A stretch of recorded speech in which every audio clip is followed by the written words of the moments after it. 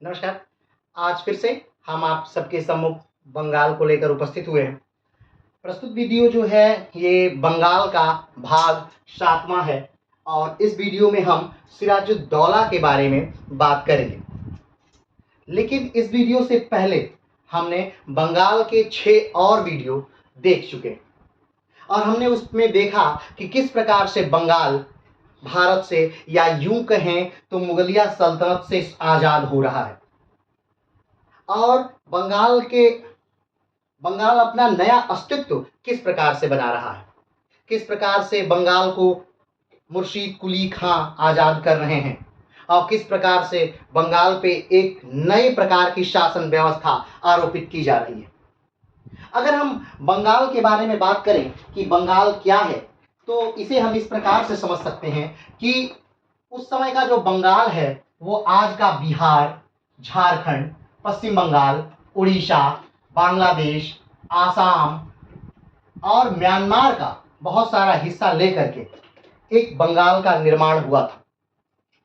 वो बंगाल वर्तमान समय में अब कई भागों में विखंडित हो गया है। वो बंगाल से बांग्लादेश बन चुका है, उस बंगाल से पश्चिम बंगाल, झारखंड, उड़ीसा, बिहार और म्यांमार का बहुत सारा और आसाम का बहुत सारा हिस्सा अलग हो चुका है। अगर उस समय के हम बंगाल की बात करें तो बंगाल विश्व का सबसे ज़्यादा उपजाऊ क्षेत्र है। बंगाल में सबसे ज़्यादा विश्व के अमीर लोग रहते हैं। बंगाल एक धनाढ्य प्रदेश है, या यूं कहें अगर देखा जाए तो जिस समय बंगाल आज़ाद हो रहा है उस समय बंगाल के नवाब के पास ज़्यादा जमीन है औसतन दिल्ली के बादशाह के। तो इस प्रकार से आप समझ सकते हैं कि बंगाल का क्या महत्व है भारतीय राजनीति में। और उसी बंगाल पर आधिपत्य कर लेते हैं अंग्रेज। तो ये पूरा जो अंग्रेजों का आधिपत्य है बंगाल का वो किसके समय में होता है तो वो जो है वो है सिराजुद्दौला। सिराजुद्दौला के समय ही अंग्रेजों ने बंगाल पर अपना आधिपत्य जमा लिया और फिर प्लासी का युद्ध, बक्सर के युद्ध ने अंग्रेजों की स्थिति बंगाल में और भी ज्यादा मजबूत कर दी। लेकिन सिराजुद्दौला के तक का जो शासनकाल है वो किस प्रकार से आया, किस प्रकार से बढ़ा, तो आइए इस पूरे बातों को हम समझते हैं। ठीक, तो चलिए हम प्रारंभ करते हैं ये पूरा किस्सा मुगलिया सल्तनत से कि 1707 में औरंगजेब की मृत्यु के बाद मुगलिया सल्तनत कमजोर होने लगी और धीरे धीरे गर्त की तरफ मुगलिया सल्तनत जाने लगी। एक तरफ जहां औरंगजेब की मृत्यु होती है तो दूसरी तरफ उत्तराधिकार का युद्ध प्रारंभ हो जाता है कि आखिर गद्दी पर कौन बैठेगा। औरंगजेब के 3 जीवित पुत्र आपस में टकराते हैं और फाइनली जो जीतता है वो बहादुर शाह प्रथम, जिसका मूल नाम मुअज्जम है, वो गद्दी पर बैठता है। अब औरंगजेब की मृत्यु लगभग 95 प्लस के बाद होती है तो उसके जो लड़के हैं वो स्वयं बूढ़े हो चले हैं। जब बहादुर शाह प्रथम जो औरंगजेब का पुत्र है वो गद्दी पर बैठता है उस समय उसकी उम्र 63 वर्ष होती है। 63 वर्ष के उम्र में वो गद्दी पर बैठता है। मैं उसे अयोग्य नहीं कहूंगा क्योंकि इतिहास उसे अयोग्य नहीं कहता, कारण कि वो औरंगजेब के द्वारा की हुई सारी गलतियों को लगभग सुधारता है। यहां तक कि उत्तराधिकार के युद्ध में जो लोग उसके विपक्ष में लड़े थे वो उनको भी माफी देता है और ऊंचे पदों पर नियुक्त करता है।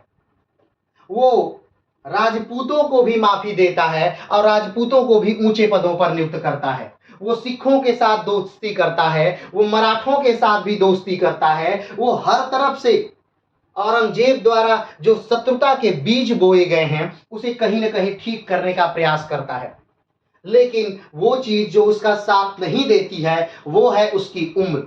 क्यों? क्योंकि उसकी उम्र 63 वर्ष की हो चुकी है और अब वो शासन करने योग्य नहीं है और जल्दी ही उसकी मृत्यु हो जाती है। उसकी मृत्यु के पुनः बाद फिर से एक नया युद्ध प्रारंभ होता है, उत्तराधिकार का युद्ध, जो उसके पुत्रों में आपस में होता है। अब आप समझ सकते हैं, एक साम्राज्य, एक धन और एक साम्राज्य के आप सैनिक जब आपस में ही टकराएंगे तो क्या होगा? उस साम्राज्य का हास होगा, वो साम्राज्य कमजोर होगा और अपने में ही द्वंद्व में यो बट जाएगा। और यही होता है मुगलिया सल्तनत के साथ। और मुगलिया सल्तनत टूट जाती है, नए राज्यों का उदय प्रारंभ होता है, नए नए राज्य स्वतंत्र होने लगते हैं। जब भारत में नए राज्य स्वतंत्र हो रहे हैं तो कुल 3 प्रकार के राज्य भारत में स्वतंत्र हो रहे हैं, 3 प्रकार के राज्य भारत में बन रहे हैं। पहला जो राज्य भारत में बन रहा है वो उत्तराधिकार वाले राज्य हैं। अब उत्तराधिकार वाले राज्य, दूसरा जो राज्य बन रहे हैं वो स्वतंत्र राज्य हैं, तीसरे जो राज्य बन रहे हैं वो नए राज्य हैं। यानी 3 प्रकार के राज्यों का उदय हुआ, उत्तराधिकार वाले राज्य, स्वतंत्र राज्य और नए राज्य। ये 3 प्रकार के राज्य बनते हैं। उत्तराधिकार वाले ऐसे राज्य जो कि धीरे धीरे स्वयं को स्वतंत्र तो कर लिए, लेकिन उन्होंने खुले तौर पर कभी ये नहीं कहा मुगलिया सल्तनत से कि हम तुमसे अलग हैं।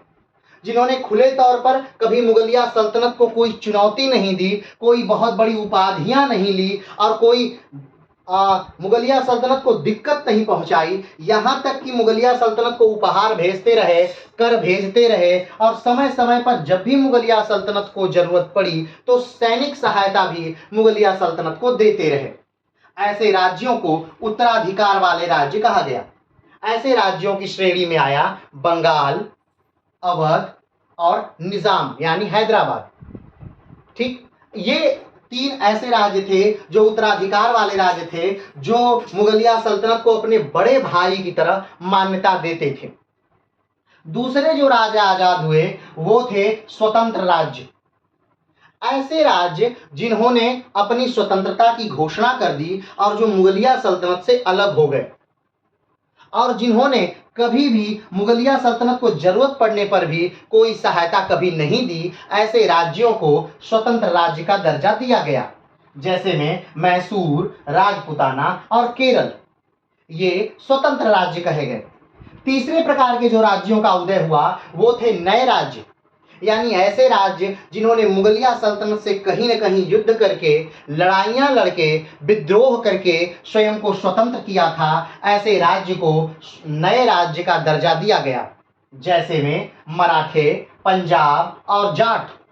अब 3 प्रकार के राज्यों का जो उदय आप देख रहे हैं, इसमें से हम आज जिस राज्य को पढ़ रहे हैं वो है बंगाल। बंगाल यानी उत्तराधिकार वाले राज्य। तो आइए बंगाल के विषय में हम शुरू करते हैं। आप जानते हैं कि बंगाल को स्वतंत्र कराने वाला जो व्यक्ति है वो है मुर्शीद कुली खान। मुर्शीद कुली खान की अगर बचपन की बात करें या उसके जन्म की बात करें तो मुर्शीद कुली खान का जो जन्म है वो दक्कन में हुआ था। दक्कन का अर्थ है दक्षिण भारतीय 8 राज्य। आज अगर दक्कन कहेंगे तो दक्षिण भारत के 8 राज्य उस घेरे में आ जाएंगे और उनको मिलाकर दक्कन कहा जाता है। कमेंट बॉक्स में बताइएगा वो दक्कन में आने वाले 8 राज्य कौन कौन से हैं। तो उस दक्कन में मुर्शीद कुली खान का जन्म 1665 में होता है। कहा जाता है कि मुर्शीद कुली खान एक ब्राह्मण परिवार से थे और इनका प्रारंभिक नाम सूर्य नारायण मिश्रा था। 10 वर्ष की उम्र में मुर्शीद कुली खान को उनके पिता ने बेच दिया एक पारसी को। पारसी यानी वर्तमान का ईरान यानी फारस, यानी जहां से भाषा आई फारसी। तो वह उस पारसी को उन्होंने बेच दिया जिनका नाम था हाजी शफी। हाजी शफी ने इनको खरीद लिया 10 वर्ष की उम्र में और इनका प्रारंभिक नाम था सूर्य नारायण मिश्रा। सूर्य नारायण मिश्रा जब 10 वर्ष के थे तो इनके पिता ने इनको बेच दिया और इनको खरीदा कहाँ, ईरान के एक व्यक्ति हाजी शफी ने। हाजी शफी ने इनको एक नया नाम दिया जो था मोहम्मद हादी। मोहम्मद हादी अपनी योग्यता के बल पर बड़े होते रहे, लेकिन एक समय ऐसा आया कि हाजी शफी बूढ़े हो गए और 1690 में हाजी शफी ने मुर्शीद कुली खान यानी मोहम्मद हादी से कहा कि मुझे फारस जाना है और मोहम्मद हादी को लेकर वो फारस चले जाते हैं। फारस में ही मोहम्मद हादी शफी की मृत्यु हो जाती है और हादी शफी की मृत्यु के 5 वर्ष बाद फारस से लौट करके मोहम्मद हादी वापस आ जाते हैं। और अपनी योग्यता के बल पर, अपने अच्छे नेतृत्व कौशल के बल पर इन पर ध्यान पड़ता है औरंगजेब का।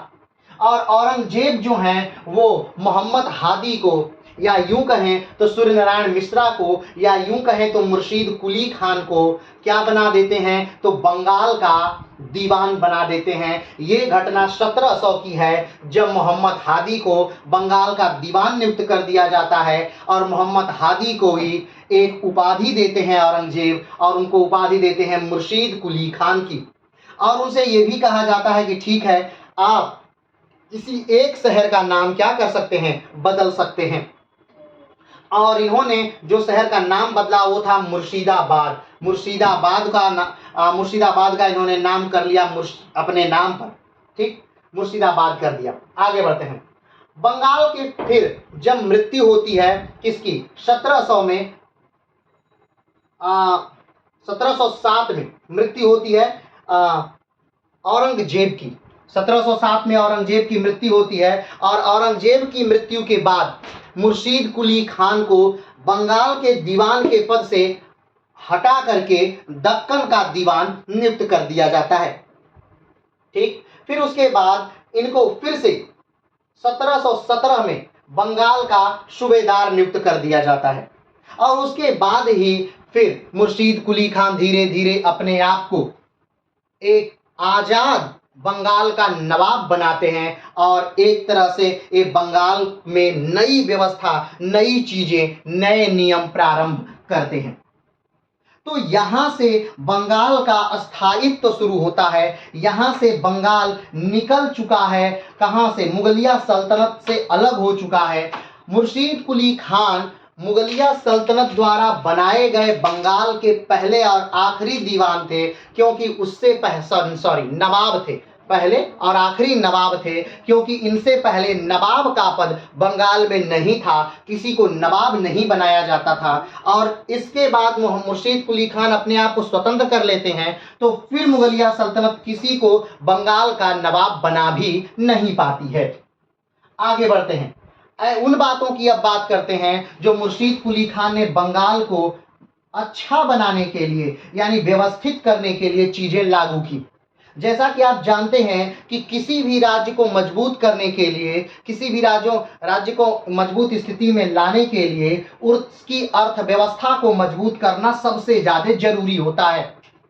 अगर किसी राज्य की अर्थव्यवस्था मजबूत है तो वो अपने राज्य में अच्छी सैन्य व्यवस्था रख सकता है, एक बड़ी सेना रख सकता है, नए चीजों का निर्माण कर सकता है, अपने सेना को समय से वेतन दे सकता है, और ये सारे कार्य करने से उसका राज्य क्या होगा, तो व्यवस्थित होगा, ताकतवर होगा, मजबूत होगा, और बाह्य शक्तियों का आक्रमण नहीं होगा या बाह्य शक्तियां डरेंगी।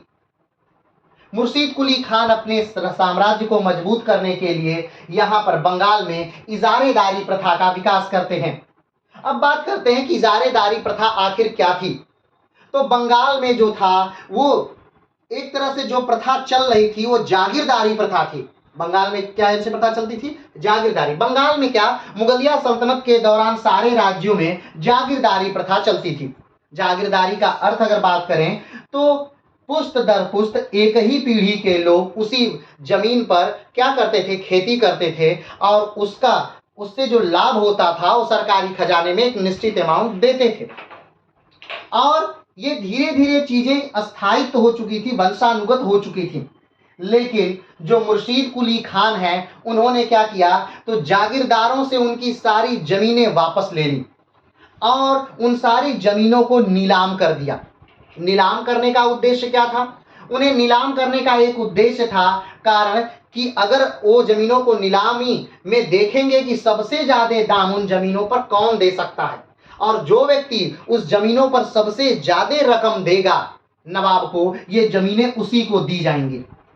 अब जब जागीरदारों से उनकी जमीनें वापस ले जा रही थीं, तो बहुत सारे जागीरदारों ने मिलकर विद्रोह भी किया। लेकिन मुर्शीद कुली खान को ये बात पहले से ही ज्ञात थी और उन्होंने इस विद्रोह को बड़ी आसानी से दबा दिया।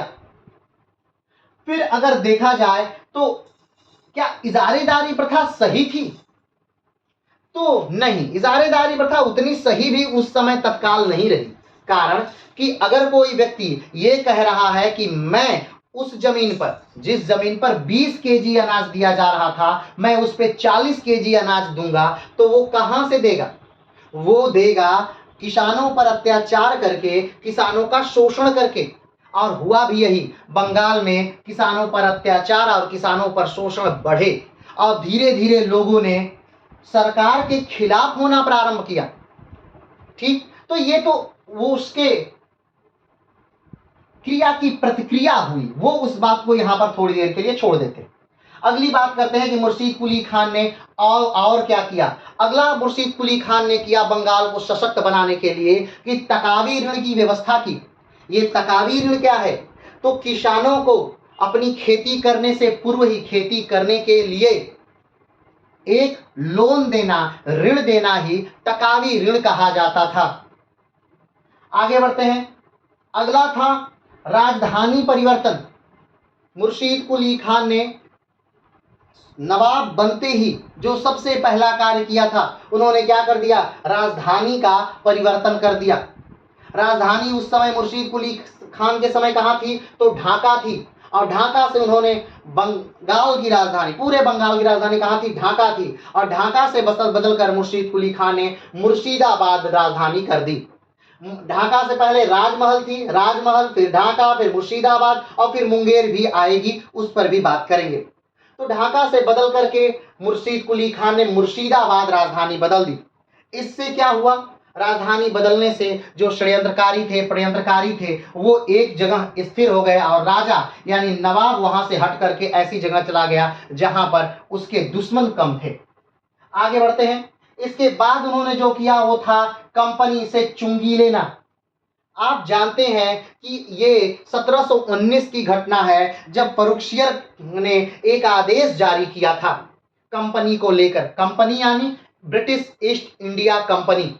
ब्रिटिश ईस्ट इंडिया कंपनी अपना व्यापार करती थी पूरे भारत में। खासतौर पे अभी हम यहाँ बंगाल की बात कर रहे हैं, तो यहाँ हम बंगाल की बातें करेंगे। तो बंगाल में जब भी ब्रिटिश ईस्ट इंडिया कंपनी व्यापार करती थी, तो कहीं भी रोक करके उससे कोई भी घूस ले लेता, कहीं भी रोक करके उसे कोई चुंगी लेता और बहुत सारे उसे ऋण देने पड़ते। तो शुरू से ही ब्रिटिश ईस्ट इंडिया कंपनी चाहती थी कि ऐसा कर दिया जाए कि हमें सिर्फ साल में एक बार कर चुकाना पड़े और उसके बाद हम बेधड़क हो करके व्यापार करें। तो एक बार एक ब्रिटेन से कुछ लोगों का गठन हुआ और वो लोग दरबार में आए और दरबार में उस समय उन्होंने देखा कि जो फर्रुखियर हैं, जो बादशाह हैं, वो एक घाव से पीड़ित हैं। तो जो हैमिल्टन, उनके ग्रुप में एक हैमिल्टन नामक एक अंग्रेज डॉक्टर है। तो हैमिल्टन देखता है कि वो उस घाव को ठीक कर सकता है। तो फर्रुखियर से कहा जाता है कि बादशाह जी, ये जो है वो घाव को ठीक कर सकते हैं। फर्रुखियर आदेश देता है, ठीक है, तुम भी कोशिश करके देखो। और जब ये कोशिश करता है तो फाइनली ये घाव को ठीक कर देता है फर्रुखियर को। जब फर्रुखियर का घाव ठीक हो जाता है तो फर्रुखियर अंग्रेजों से प्रसन्न होकर के उनको एक आदेश जारी करते हैं उनके लिए। ये कहते हैं कि ठीक है, आप 3000 रुपए की यानी एक निश्चित अमाउंट दे करके आप दरबार में एक निश्चित अमाउंट दे दीजिए और उसके बाद जितना व्यापार करना है आप बंगाल में जाइए, बंगाल, बिहार, उड़ीसा में, और आप व्यापार कीजिए। जब उन्हें ऐसा अधिकार प्राप्त हो जाता है तो इस प्रकार से व्यापार करने लगते हैं। लेकिन ये बंगाल के लिए कहीं न कहीं घाटे का सौदा था। कारण, क्योंकि बाकी जो कंपनियां हैं, बाकी जो भारतीय लोग भी हैं, भारतीय व्यापारी हैं, उनसे अंग्रेजों का कंपटीशन खत्म हो जाता है।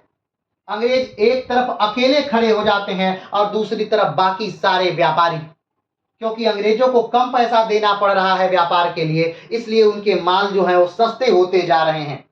और जो भारतीय व्यापारी हैं वो भी कहीं ना कहीं अंग्रेजों को ही क्या दे रहे हैं? पैसा दे रहे हैं, धन दे रहे हैं, ताकि क्या हो सके, ताकि वो कम पैसे पर उन भारतीय व्यापारों के लिए भी दस्तखत जारी कर दें, यानी उनके लिए भी एक आदेश जारी कर दें कि ये जो माल है ये भी किसका है? ये भी अंग्रेजों का ही है।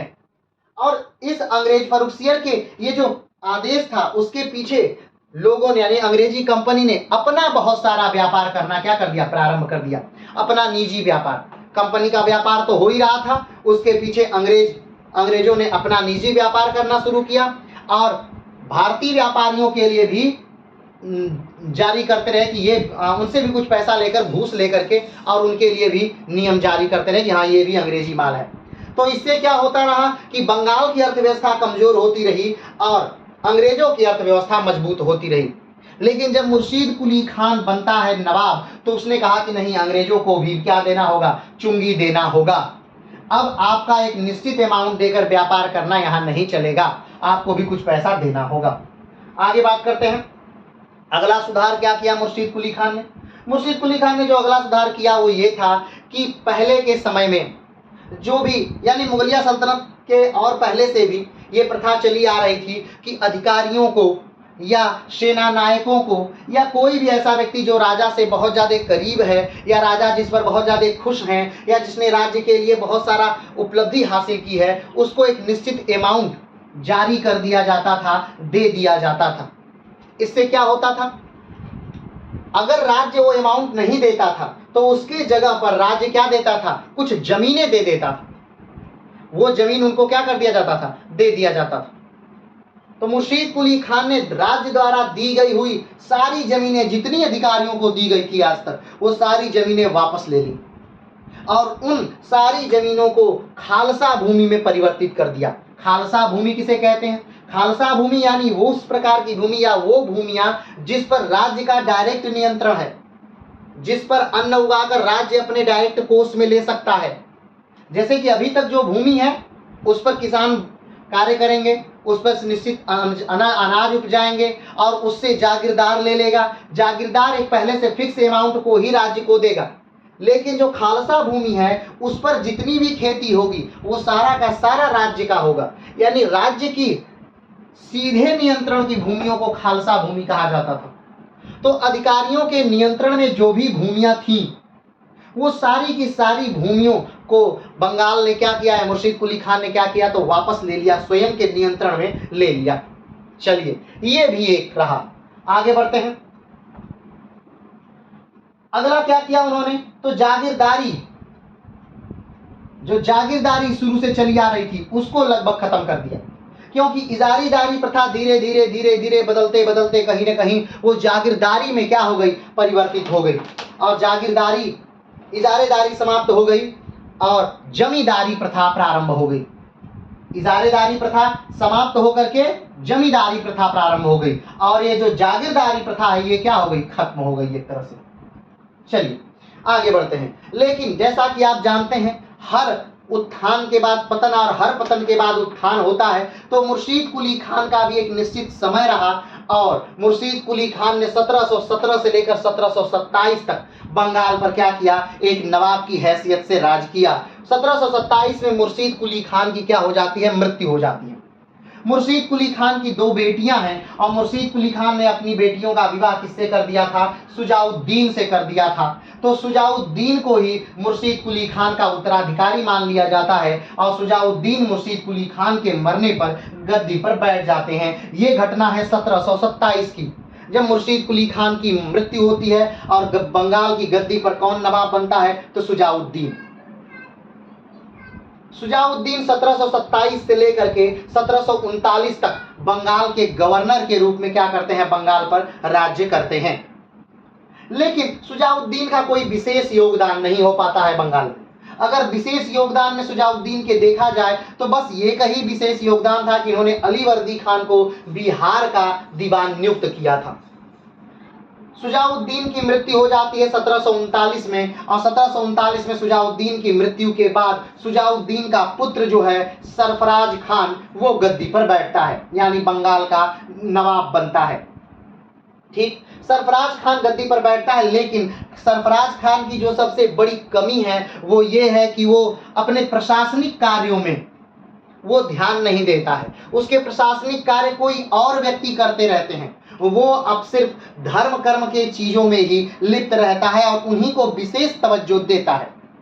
और इसके चलते ये होता है कि जो अलीवर्दी खान है, ये अपने सगे भाई को सरफराज खान का मुख्य सलाहकार नियुक्त करवा लेता है और अलीवर्दी खान अपने भाई के साथ मिलकर सरफराज खान के साथ एक युद्ध करता है जिसका नाम है गिरिया का युद्ध, जो 1740 में होता है। और उस गिरिया के युद्ध में अलीवर्दी खान सरफराज खान को मार देता है और इस प्रकार से 1740 में मुर्शीद कुली खान द्वारा प्रारंभ किया गया नासिरी वंश यहाँ पर समाप्त हो जाता है। मुर्शीद कुली खान ने नासिरी वंश की स्थापना की थी और नासिरी वंश के अंतर्गत कुल 3 नवाबों ने क्या किया, शासन किया और अलीवर्दी खान के राजा बनते यानी नवाब बनते ही नासिरी वंश का क्या हो जाता है, अंत हो जाता है। 1740 में बंगाल की गद्दी पर एक सुयोग्य या कहें कि योग्य व्यक्ति क्या बनता है, बंगाल का नवाब बनता है जिसका नाम है अलीवर्दी खान। अलीवर्दी खान 1740 में बंगाल का क्या बन गया, नवाब बन गया। चलिए अब आगे बढ़ते हैं। आखिर में अलीवर्दी खान ने बंगाल के लिए क्या किया? तो अलीवर्दी खान का बंगाल के लिए जो योगदान रहा वो मुख्य योगदान रहा मराठों से युद्ध। अलीवर्दी खान के राजा बनते ही कहा जाता है कि रघुनाथ राव नामक एक व्यक्ति हैं जो बार बार आक्रमण कर रहे हैं। कहां? कुल 5 बार मराठों का आक्रमण होता है रघुनाथ राव के नेतृत्व में बंगाल पर और उसमें बंगाल को बहुत बुरी तरह बर्बाद किया जाता है, लूटा जाता है। अलग अलग स्थानों पर बलात्कार के बहुत सारे ढेरों किस्से आते हैं। कहा जाता है कि ये बर्गी रेड, इस रेड को, इस आक्रमण को बर्गी रेड के नाम से जानते हैं। बर्गी का मतलब वो मराठों की सेना में बर्गी थे, यानी कुछ बहुत ही फुर्तीले घोड़ों की एक सेना, एक फौज हुआ करती थी जिसे मराठे कुछ धन दे करके या भाड़े के सैनिकों के तौर पे खरीद करके अपने सेना में स्थापित करते थे। उन्हें बर्गी कहा जाता था। इन बर्गियों का हमला इतना तेज होता था कि अलीवर्दी खान इससे बच नहीं पाता था और अलग अलग क्षेत्रों में हमेशा यानी 1742 से लेकर के 1751 तक लगातार बर्गी आक्रमण होते रहे और अलीवर्दी खान को अंततः हार मानकर 1751 में मराठों के साथ एक संधि करनी पड़ी। इस संधि में यह था कि हम अपना उड़ीसा वाला प्रांत, यानी हमने आपको बताया कि बंगाल मतलब उड़ीसा, बिहार, झारखंड, आसाम, बांग्लादेश, ये सारे भागों को मिला करके बंगाल हुआ करता था। तो 1751 में मराठों के साथ एक संधि कर ली गई। कारण क्या था संधि का? संधि का कारण यह था कि इतना ज्यादा बर्गी रेड हो रही थी किस पे, बंगाल पे, कि बंगाल परेशान हो गया। बंगाल की जनता त्राहिमाम की स्थिति में हो गई। कहा जा रहा था कि बर्गी इतना बुरी तरह मार रहे थे बंगाल के लोगों की, उनके नथनों में पानी भर दिया जाता था और उनसे धन मांगा जाता था। जो धन नहीं दिया देता था उसे डुबो करके मार दिया जाता था। कहा जाता है कि उस समय, उस 10 वर्षों के समय में बर्गी आक्रमण के दौरान लगभग 4 लाख लोग बंगाल में मारे गए थे। बंगाल का नीचे का भाग लगभग साफ हो गया था। लोग ऊपर की तरफ पलायन कर दिए थे क्योंकि बहुत बुरी तरह से बर्गी आक्रमण करते थे। कहा जाता है कि जो फोर्ट विलियम था अलीवर्दी खान के समय या बर्गी रेड के समय, उसके चारों तरफ एक खाई बनाने की अनुमति दे दी गई थी अलीवर्दी खान द्वारा और वो कहीं न कहीं अंग्रेजों का एक प्लस पॉइंट था। तो इन बर्गियों ने अलीवर्दी खान को बहुत बुरी तरह क्या किया, परेशान किया और अलीवर्दी खान ने 1751 में इन बर्गियों के साथ, मराठों के साथ एक समझौता हस्ताक्षरित किया। उसमें यह था कि उड़ीसा की दीवानी हम पूरी तरह से, उड़ीसा हम किसको दे रहे हैं, हम मराठों को दे रहे हैं और बदले में मराठे हम पर आक्रमण नहीं करेंगे। उड़ीसा सिर्फ देने से मराठे नहीं मांगे बल्कि उन्हें 12 लाख रुपए प्रतिवर्ष भी चाहिए था। तो 12 लाख रुपए प्रतिवर्ष देना भी अलीवर्दी खान ने स्वीकार किया। 12 लाख रुपए और प्लस उड़ीसा, और बदले में क्या करेंगे, मराठे आक्रमण नहीं करेंगे। तो अगर हम कहें कि पूरे बंगाल का अलीवर्दी खान नवाब था तो ये कहीं न कहीं गलत हो जाएगा। अलीवर्दी खान बिहार का, बंगाल का, यानी उड़ीसा उसके भाग में नहीं था, उड़ीसा उसके हिस्से में, बंगाल वो उस बंगाल का नवाब था जिसमें उड़ीसा नहीं था। उड़ीसा 51 में इसने किसको दे दिया, तो मराठों को दे दिया। अलीवर्दी खान वो पहला व्यक्ति था जिसने कि यूरोपियों को भांपा और यूरोपियों के बारे में एक बड़ा अच्छा स्टेटमेंट दिया था। वो स्टेटमेंट ये था कि ये यूरोपीय मधुमक्खी के छत्ते के समान हैं, अगर आप इन्हें नियंत्रित कर रहे हैं, अच्छे से कंट्रोल कर रहे हैं तो ये आपको शहद देंगे, लेकिन अगर आप इन्हें छेड़ रहे हैं तो ये आपको काट काट कर मार डालेंगे। अलीवर्दी खान ने अपने जीवन में इन यूरोपियों को अपना किला बनाने की अनुमति नहीं दी कभी, और ना ही किला बनाने दिया, लेकिन बहुत अच्छे ढंग से इन यूरोपियों को क्या किया, नियंत्रित किया। लेकिन इस युग का भी अंत होना ही था और 1740 में अलीवर्दी खान की भी क्या हो जाती है, तो मृत्यु हो जाती है। क्या हो जाती है, अलीवर्दी खान की मृत्यु हो जाती है। आगे बढ़ते हैं। अब अलीवर्दी खान की 1756 में क्या हो जाती है, मृत्यु हो जाती है। 1740 से लेकर 1756 तक अलीवर्दी खान का शासन रहता है और 1756 में अलीवर्दी खान की मृत्यु हो जाती है। हमने आपको बताया कि अलीवर्दी खान के पास भी अपनी कोई औलाद नहीं थी, तो अलीवर्दी खान की 3 पुत्रियां थी। कितनी पुत्रियां थी, अलीवर्दी खान की 3 पुत्रियां थी, घसीटा बेगम, मैमुना बेगम और अमीना बेगम।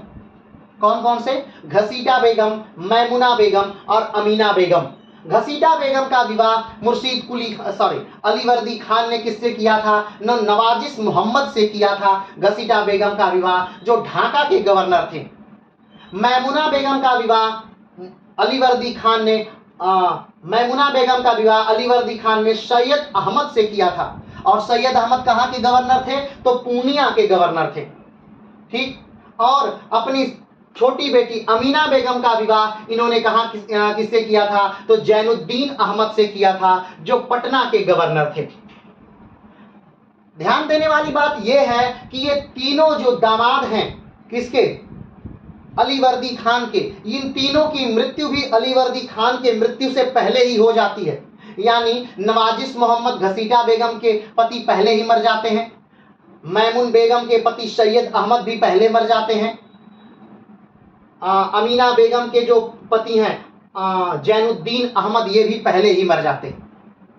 अब जब इन तीनों के पति मर चुके हैं और उनके मरने के बाद मृत्यु होती है अलीवर्दी खान की, तो अब बात आती है कि आखिर बंगाल का नवाब कौन बनेगा, कौन उत्तराधिकारी है जो बंगाल का नवाब बनेगा। आखिर में अलीवर्दी खान का उत्तराधिकारी कौन है, तो इस उत्तराधिकारी के दौर में कई लोग शामिल होते हैं। जैसे घसीटा बेगम भी क्या बनना चाहती हैं, ये भी बंगाल की नवाब बनना चाहती हैं। शौकत जंग, मैमुना बेगम के लड़के भी बंगाल के नवाब बनना चाहते हैं, और अमीना बेगम के लड़के सिराजुद्दौला भी बंगाल के नवाब बनना चाहते हैं। यानी आप यहां पर देख रहे हैं कि जब अलीवर्दी खान मरता है तो कई प्रतिस्पर्धी हैं जो बंगाल पर अपनी निगाहें गड़ाए बैठे हैं। आखिर कौन बनेगा यहां बंगाल का नवाब, तो चूंकि अलीवर्दी खान ने अपना उत्तराधिकारी सिराजुद्दौला को पहले ही चुन लिया था। सिराजुद्दौला अलीवर्दी खान की सबसे छोटी बेटी अमीना बेगम के लड़के हैं सिराजुद्दौला, लेकिन सिराजुद्दौला के मौसी के भाई, मौसी का बेटा शौकत जंग नवाब बनना चाहता है, और घसीटा बेगम स्वयं नवाब बनना चाहती हैं। ठीक, तो ऐसे समय में सिराजुद्दौला के कई प्रतिद्वंदी निकल करके उभर करके आते हैं। अब सिराजुद्दौला क्या बन गया है, नवाब बन गया है, लेकिन घसीटा बेगम भी नवाब बनना चाहती हैं, शौकत जंग भी नवाब बनना चाहते हैं, और एक तरफ से अंग्रेज भी मौका ढूंढ रहे हैं, क्योंकि अंग्रेज तो बहुत पहले से ही बंगाल पर अपनी युद्ध दृष्टि लगाए बैठे थे कि आखिर हम बंगाल के में अपना शासन कैसे स्थापित करें, बंगाल को हम कैसे हथिया लें। और इसका उन्हें अवसर तब मिल जाता है जब वो देखते हैं कि बंगाल अब कमजोर हाथों में चला गया। बंगाल कहाँ चला गया, क्योंकि अलीवर्दी खान क्या था, एक योग्य व्यक्ति था। तो जब भी एक योग्य व्यक्ति का शासन है, कोई उस पर आक्रमण करके उसे हराता नहीं है, ना प्रयास ही करता है। आप कभी देखें कि अकबर के समय में कोई बाह्य आक्रमण हुआ और दिल्ली को लूट कर लेकर चला गया। आपने कभी देखा कि चंद्रगुप्त के समय में कोई बाह्य आक्रमण हुआ और मगध को बर्बाद कर दिया। आपने कभी सुना कि हर्षवर्धन के समय कन्नौज पर कोई बड़ा आक्रमण हुआ और कन्नौज को तबाह कर दिया? आपने नहीं सुना। कारण कि जब एक योग्य व्यक्ति होता है तो वो अपनी योग्यता का परिचय देता है, और उसके समय में बाह्य आक्रमण भी नहीं हो पाते, कारण कि लोग उसकी योग्यता का लोहा मानते हैं। लेकिन जब दिल्ली कमजोर हुआ तब दिल्ली पर आक्रमण हुआ और दिल्ली को बुरी तरह लूटा गया। ठीक, चलिए आगे बढ़ते हैं। आज जिस बात पर हमारा फोकस रहेगा वो है ब्लैक होल की घटना। अब ये ब्लैक होल की घटना क्या है? तो सिराजुद्दौला जब नवाब बंगाल के बनते हैं तो उनके सामने कई सारी चुनौतियां खड़ी हैं। उनको अपनी मौसी घसीटा बेगम से निपटना है, उनको अपने ही भाई मौसी के लड़के शौकत जंग से निपटना है, उनको गिद्ध दृष्टि लगाए बैठे अंग्रेजों से निपटना है, उनको अपने ही राज्य में अपने ही बैंकरों से निपटना है, अपने ही राज्य के बड़े व्यापारियों से निपटना है और भी बहुत सारे लोगों से निपटना है। किसको? तो सिराजुद्दौला को। चलिए अब सिराजुद्दौला को अच्छा सा लाइन बाय लाइन हम यहाँ पर देखते हैं। तो शुरू करते हैं। जब सिराजुद्दौला गद्दी पर बैठा तब अंग्रेज गवर्नर ड्रेक था। ध्यान रखिएगा, जब सिराजुद्दौला गद्दी पर बैठते हैं उस समय अंग्रेज गवर्नर कौन है? तो ड्रेक है अंग्रेज गवर्नर। सिराजुद्दौला 1757 में बंगाल का 5वां नवाब, 1756 में सिराजुद्दौला 1756 में बंगाल का 5वां नवाब बन जाता है। बंगाल का चौथा नवाब है सिराजुद्दौला, तो 5वां नवाब है बंगाल का। इससे पहले के नवाबों को आपने अभी देखा था। ठीक, बंगाल को स्वतंत्र कराने वाले मुर्शीद कुली खान, और फिर उसके बाद उनके दामाद, फिर उनके बाद उनके बेटे, और फिर सबको मारकर अलीवर्दी खान, और अलीवर्दी खान का बेटी का लड़का सिराजुद्दौला जो है वो चौथा है नवाब बंगाल का, तो 5वां नवाब है। तो सिराजुद्दौला 1756 में बंगाल का 5वां नवाब बन जाता है। पहला पॉइंट। आगे बात करते हैं। सिराजुद्दौला उस समय मात्र 18 साल का एक नौजवान लड़का था। कहीं कहीं इतिहासकार मानते हैं कि ये 23 साल का था, कहीं कहीं इतिहासकार मानते हैं कि नहीं, ये मात्र 18 साल का था। अब जो भी इसका उम्र रही हो, तो कहने का मतलब औचित्य ये है कि ये कुल मिला के यंग था, यानी जवान व्यक्ति था, एक योग्य। अब योग्य रहा है नहीं रहा, इसकी चीजों से तो नहीं कहीं झलकता कि ये योग्य रहा है, लेकिन हाँ ये नौजवान लड़का था जो कि क्या बन गया? जो बंगाल का नवाब बन गया। चलिए आगे बढ़ते हैं। बहुत सारे इतिहासकार का मानना था कि यह बहुत अजीबोगरीब हरकत करता था। यह नावों को डुबा दिया करता था, यह देखने के लिए कि लोग डूबते हुए कैसे लगते हैं। कई इतिहासकार इसे बलात्कारी मानते हैं। अब ध्यान दीजिएगा, इतिहास में भी अलग अलग इतिहासकारों का सिराजुद्दौला के लिए अलग अलग मत है। ज्यादातर इतिहासकारों का यह मत है कि सिराजुद्दौला जो है वो एक अजीबोगरीब व्यक्ति है, ये सनकी टाइप है, यानी इसको ये जो पसंद है, इसको पसंद है कि भाई लोग मरते हुए कैसे लगते हैं, तो लोगों को जला कर दिखाता है कि लोग जल रहे हैं तो कैसे लग रहे हैं। लोगों को नाव पर बैठाकर डुबा कर देखता है कि ये डूब रहे हैं तो कैसे दिखते हैं। कुछ इतिहासकार इसको बलात्कारी भी मानते हैं। तो ऐसे बहुत सारे शौक हो भी सकता है और नहीं भी। अब जो भी बातें रही हो, इतिहासकारों का मानना हम आप तक पहुंचा रहे हैं। आगे बढ़ते हैं। सिराजुद्दौला आखिरी नवाब था, इसके बाद के नवाबों पर प्रतिबंध लगा दिया गया। आखिरी स्वतंत्र नवाब सिराजुद्दौला था। हमने आपको बताया था 1756 में सिराजुद्दौला नवाब बनता है और 1757 में प्लासी का युद्ध होता है, और प्लासी के युद्ध के बाद ही सिराजुद्दौला की हत्या कर दी जाती है। और उसके बाद अंग्रेज जिसको नवाब चाहते हैं उसको नवाब बनाते हैं, यानी इसके बाद एक भी नवाब स्वतंत्र नहीं था। सब के सब सिराजुद्दौला के बाद बनने वाले नवाब मात्र अंग्रेजों के हाथों की कठपुतली मात्र थे और कुछ नहीं। चलिए आगे बढ़ते हैं। जब सिराजुद्दौला बंगाल के नवाब बनते हैं तो इनके सामने 4 मुख्य प्रतिद्वंदी हैं। यानी हमने आपको पहले ही बताया कि जब सिराजुद्दौला क्या बन गए? बंगाल के नवाब बन गए। बंगाल के नवाब सिराजुद्दौला क्यों बने? क्योंकि अलीवर्दी खान जो हैं वो सिराजुद्दौला को अपना उत्तराधिकारी बनाते हैं। क्योंकि उनका अपना कोई लड़का नहीं था, इसलिए अपनी बेटी के लड़के को क्या बना देते हैं? बंगाल का उत्तराधिकारी बना देते हैं। ठीक है, तो लेकिन अब ये उत्तराधिकारी तो बन गए, लेकिन बाकी जो उनकी बेटियां हैं वो क्या हाथ पे हाथ रखी बैठी रहेंगी? क्या वो बंगाल का नवाब नहीं बनना चाहेंगी? क्या वो नहीं चाहेंगी कि मेरा भी आधिपत्य हो, मुझे भी कुछ जागीरें मिल जाएं, या मुझे भी बहुत सारा धन बंगाल से प्राप्त हो जाए? तो ऐसे ही बहुत सारे लोग थे जो बंगाल पे निगाहें गड़ाए हुए थे। तो वो कौन कौन से लोग थे उनकी बात करते हैं। पहला, घसीटा बेगम, यानी अलीवर्दी खान की एक पुत्री घसीटा बेगम, ठीक, इनकी सिराजुद्दौला की पहली प्रतिद्वंदी। अगला, अलीवर्दी खान का दीवान राजबल्लभ। राजबल्लभ क्या अंग्रेजों से जाकर मिल जाता है, बहुत सारा धन इसको भी चाहिए, बहुत सारी चीजें इनको भी चाहिए, क्योंकि ये क्या है, महत्वाकांक्षी व्यक्ति हैं। तो पहला घसीटा बेगम जो सिराजुद्दौला की मौसी हैं, दूसरा अलीवर्दी खान का स्वयं का दीवान राजबल्लभ, और राजबल्लभ का पुत्र कृष्ण बल्लभ। तो ये लोग भी क्या है, अलीवर्दी खान को कहीं ना कहीं सत्ता से हटाना चाहते हैं और खुद बहुत सारा धन या बंगाल की नवाबी पाना चाहते हैं। आगे बढ़ते हैं। शौकत जंग। शौकत जंग कौन है? तो शौकत जंग सिराजुद्दौला का मौसेरा भाई है। शौकत जंग कौन है?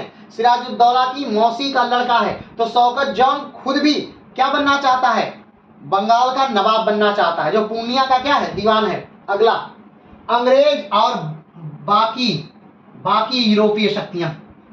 चौथे कौन है? अंग्रेज और बाकी यूरोपीय शक्तियां। हमने पहले ही कहा कि अंग्रेज पहले से ही बंगाल पर गिद्ध दृष्टि लगाए बैठे हैं कि ज्यों अलीवर्दी खान की मृत्यु होगी या किसी योग्य शासक बंगाल से क्या होगा, हटेगा, ये योग्य शासक बंगाल से हटेगा, कोई भी अयोग्य शासक आया या कोई भी मौका मिले तो हम उसमें हस्तक्षेप करें, हम उस मौके में अपना पैर घुसाएं और कहीं न कहीं उस मौके का लाभ उठाते हुए बंगाल को हड़प लें। क्योंकि अगर बंगाल हड़प लिया जाता है तो भारत का सबसे ज्यादा उपजाऊ क्षेत्र हड़प लिया जाता है, भारत का सबसे ज्यादा इनकम वाला क्षेत्र हड़प लिया जाता है। क्योंकि आप जानते हैं, अगर भारत के नक्शे को आप ध्यान से देखेंगे, भारत के नक्शे को अगर आप ध्यान से देखेंगे तो आप पाएंगे कि भारत का जो सबसे उपजाऊ क्षेत्र है, भारत का जो सबसे उपजाऊ क्षेत्र है वो कौन सा है, वो यही बेल्ट है।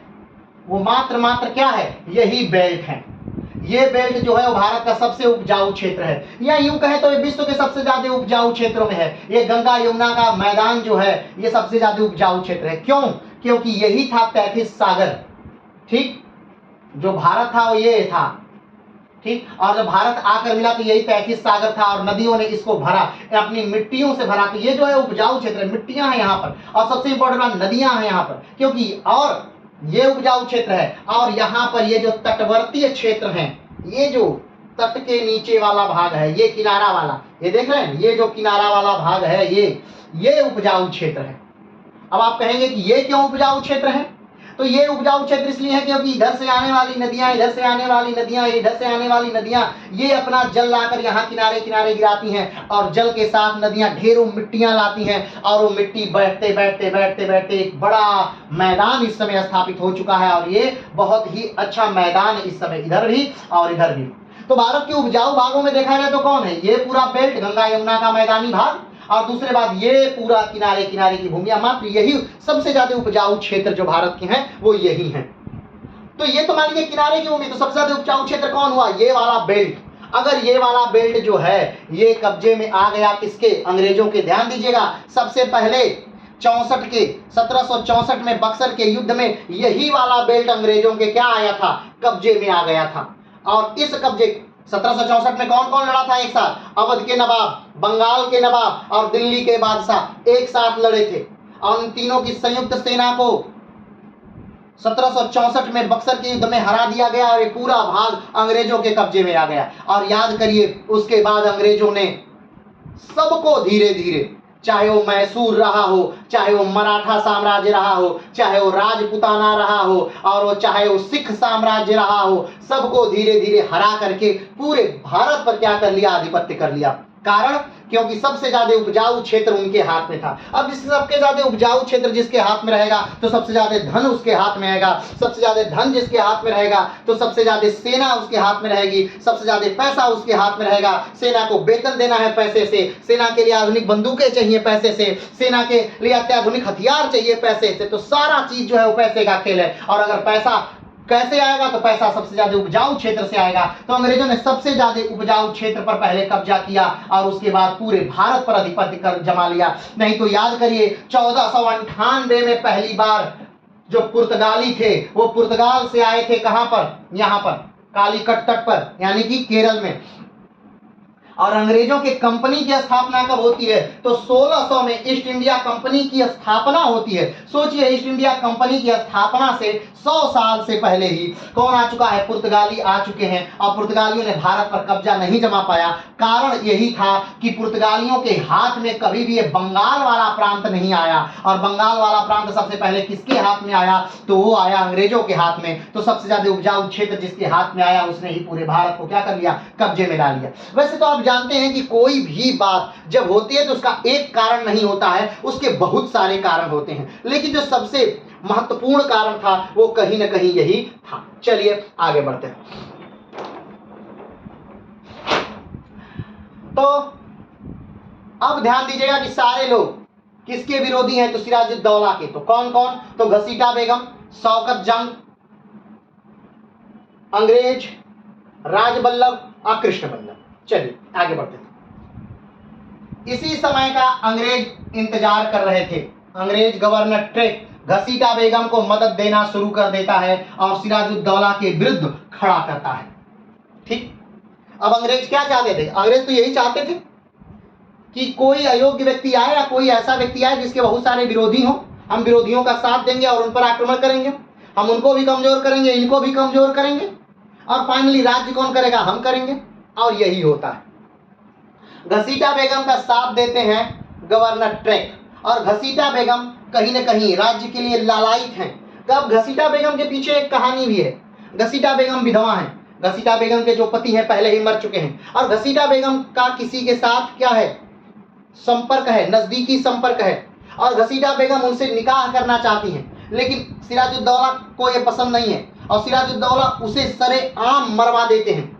और इस चीज से घसीटा बेगम बहुत नाराज हो जाती हैं और वो सिराजुद्दौला को सबक सिखाना चाहती हैं। तो ये घसीटा बेगम का अपना निजी मामला था। तो अब जब सिराजुद्दौला देखते हैं भाई सबसे पहले तो मुझे मौसी को ही ठीक करना है, तो मौसी को कैसे ठीक करना है? तो मौसी को बुलाते हैं कि ठीक है मौसी आप आइए, हम आपसे बात करते हैं और हम लोग बातें करके ये सारा मुद्दा ठीक कर लेते हैं। आपको जो चाहिए हम देंगे, आप पहले आइए लेकिन बात करिए। ऐसे बात थोड़े ना होती है कि आप दूर दूर से बात कर रही हैं, आप आइए। तो मौसी क्या होती हैं? आती हैं। जो मौसी बहुत पहले भाग गई थी, अब कैसे भागी थी इसको हम बाद में किसी दिन डिस्कस करेंगे। तो मौसी आती हैं और मौसी के आते ही सिराजुद्दौला मौसी को यानी घसीटा बेगम को कैद कर लेते हैं। घसीटा बेगम क्या करते हैं? कैद कर लेते हैं। यानी सिराजुद्दौला ने अपनी पहली समस्या यानी अपने पहले प्रतिद्वंदी को क्या कर दिया? समाप्त कर दिया। घसीटा बेगम को बंदी बना लिया।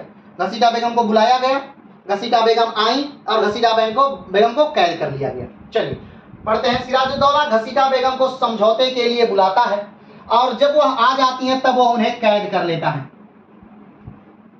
ठीक है, बात समझे? तो पहला प्रतिद्वंदी घसीटा बेगम का क्या हो गया? समाप्त हो गया। अब दूसरा प्रतिद्वंदी कौन है? दूसरा प्रतिद्वंदी जो बड़ा प्रतिद्वंदी, देखिए बाकी लोग जो हैं चाहे वो राजबल्लभ है, दीवान वान, तो इनको तो उठा करके वो फेंक देगा। इतने बड़े प्रतिद्वंदी थोड़े नहीं है, चाहे वो अंग्रेज हो, इतने बड़े प्रतिद्वंदी नहीं है। ज्यादा बड़ा प्रतिद्वंदी वो होता है जो खुद के घर का हो। बाहरी व्यक्ति को तो आप जानते हैं कि हाँ वो दुश्मन है, लेकिन अगर खुद के घर में हो, आस्तीन में हो, तो तब आप नहीं समझ पाते। तो शौकत जंग दूसरा प्रतिद्वंदी है सिराजुद्दौला का, शौकत जंग। तो शौकत जंग से क्या करता है? युद्ध करता है। आगे बढ़ते हैं। घसीटा बेगम सिराजुद्दौला की सगी विधवा मौसी है जो स्वयं भी राज्य पाना चाहती थी। ठीक, आगे बढ़ते हैं। अब पहले प्रतिद्वंदी को सिराजुद्दौला ने समाप्त कर दिया। बात आई अब दूसरे प्रतिद्वंदी की होगी। दूसरा प्रतिद्वंदी कौन है? तो दूसरा प्रतिद्वंदी कौन है? तो दूसरा प्रतिद्वंदी आप देख रहे हैं शौकत जंग है, जो सिराजुद्दौला के मौसी का लड़का है। ठीक है, हमने कहा था कि 3 लड़कियां थी अलीवर्दी खान को, और उन तीनों लड़कियों के अलग अलग पुत्र हैं। ठीक है, बस मात्र घसीटा बेगम की कोई औलाद नहीं है। चलिए आगे बढ़ते हैं। तो सिराजुद्दौला का 1756 में अपने मौसेरे भाई शौकत जंग से मनिहारी का युद्ध होता है, जिसमें सिराजुद्दौला जीत जाता है। इसे ध्यान दीजिए, सिराजुद्दौला 1756 में ही अपने भाई यानी सिराजुद्दौला शौकत जंग से युद्ध लड़ता है। कहा? कौन सा युद्ध? मनिहारी का युद्ध। 1756 में सिराजुद्दौला और शौकत जंग में युद्ध होता है। हमने बताया कि सिराजुद्दौला जो हैं जब वो नवाब बने तो कई लोग हैं जो उनके नवाब के पद को खत्म करना चाहते हैं, वहां पर स्वयं को नवाब बनाना चाहते हैं। कौन कौन? घसीटा बेगम, शौकत जंग, अलीवर्दी खान का दीवान राजवल्लभ एवं राजवल्लभ का पुत्र कृष्ण वल्लभ और अंग्रेज।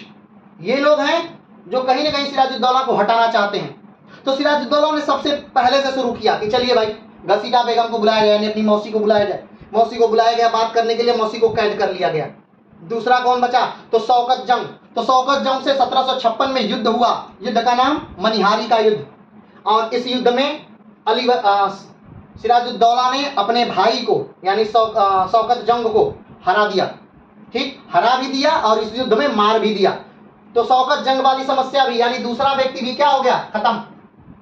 दूसरा प्रतिद्वंदी भी क्या हो गया? खत्म हो गया। लेकिन अंग्रेजों ने इसका लाभ उठाया। जब शौकत जंग से सिराजुद्दौला युद्ध कर रहा है मनिहारी में, तो अंग्रेज देखते हैं कि सिराजुद्दौला व्यस्त है, सिराजुद्दौला की शक्ति क्षीण हो रही है। इसी दौरान अंग्रेजों ने कलकत्ता पर क्या कर लिया? कब्जा कर लिया। कलकत्ते पे क्या कर लिया? अधिकार कर लिया। किसने? अंग्रेजों ने। जब अंग्रेजों ने देखा कि सिराजुद्दौला मनिहारी के युद्ध में व्यस्त है, तभी अंग्रेजों ने कलकत्ता पर क्या कर लिया? अधिकार कर लिया। ठीक, कलकत्ता पर क्या कर लिया? अधिकार कर लिया। किसने? अंग्रेजों ने। कब? 1756 में, जब शौकत जंग और सिराजुद्दौला के बीच मनिहारी का युद्ध हो रहा था। इस समय का लाभ उठाकर अंग्रेजों ने यानी कि गवर्नर डेक ने इसका फायदा उठाया और कलकत्ता पर अधिकार कर लिया। क्लियर है? और कलकत्ता पर अपना बनाना शुरू कर दिया। क्या? फोर्ट यानी किला बनाना शुरू कर दिया, किलेबंदी शुरू कर दी कलकत्ता की। चलिए आगे बढ़ते हैं। अंग्रेजों और फ्रांसीसियों ने अपने किलों को किलेबंद करना प्रारंभ कर दिया। सिराजुद्दौला को लगा कि वे आदेश की अवहेलना कर रहे हैं। अब जब युद्ध समाप्त हुआ तो ध्यान गया सिराजुद्दौला का। सिराजुद्दौला ने देखा कि ये सारे यूरोपी किलेबंदी कर रहे हैं। तो सिराजुद्दौला ने सबको कहा कि रुक जाओ, सब लोग क्या करो? रुक जाओ। तो सारे लोग तो रुक गए, सारे यूरोपी, फ्रेंच रुक गए, डच रुक गए, सब रुक गए। लेकिन अंग्रेज नहीं रुके, वो अपना किला बना रहे हैं। तो उन्होंने सिराजुद्दौला ने कहा कि स्पष्टीकरण दो, क्यों किला बनाए हो अंग्रेजों से। अंग्रेजों ने अपना स्पष्टीकरण दिया, लेकिन सिराजुद्दौला को पसंद नहीं है। कहा कि नहीं नहीं नहीं, तुम ये बहुत गलत कार्य किए हो। उसे लगा कि क्या किए? ये बहुत गलत कार्य हुआ है कहीं ना कहीं। और सिराजुद्दौला ने अंग्रेजों पर क्या कर दिया? आक्रमण कर दिया। चलिए देखते हैं। सिराजुद्दौला ने इस बात का अंग्रेजों से स्पष्टीकरण मांगा। किस बात का? कि तुम किले बना रहे हो, क्यों बना रहे हो? शुरू से तुमसे एक बात कही गई है कि तुम यहाँ किला नहीं बनाओगे, तुम किला नहीं बनाओगे, क्योंकि तुम राजा तो हो नहीं ना कि तुम यहाँ किला बना रहे हो। तुम हमारी जमीन पर किला क्यों बना रहे हो? तुम जब व्यापारी हो, आओ व्यापार करो जाओ, कि तुम हमारी जमीन पर किला बनाओगे, तो तुम किला क्यों बना रहे हो? अर्जुन ने कहा कि अरे भाई ऐसे इसलिए बना रहे हैं, इसलिए बना रहे हैं, इसलिए। तो कहा कि नहीं नहीं, तुम्हारे जो एक कारण है ये सही नहीं है, चाहे जिसलिए बना रहे हो रोक दो किला। अंग्रेज रुके नहीं। ठीक, सिराजुद्दौला ने इस बात का अंग्रेजों का स्पष्टीकरण मांगा, लेकिन अंग्रेजों से उत्तर से सिराजुद्दौला संतुष्ट नहीं हुआ। 16 जून 1756 को सिराजुद्दौला ने कलकत्ता पर हमला बोल दिया। कलकत्ता पर हमला कर दिया गया। कब? 1756 में। किसने किया? 16 जून 1756 पर कलकत्ता पर क्या कर दिया गया? हमला कर दिया गया। ठीक, अब ध्यान दीजिएगा, जिस समय कलकत्ता पर हमला हो रहा है, जिस समय कलकत्ता पर क्या हो रहा है? हमला हुआ है। ये घटना कब की है? 1756।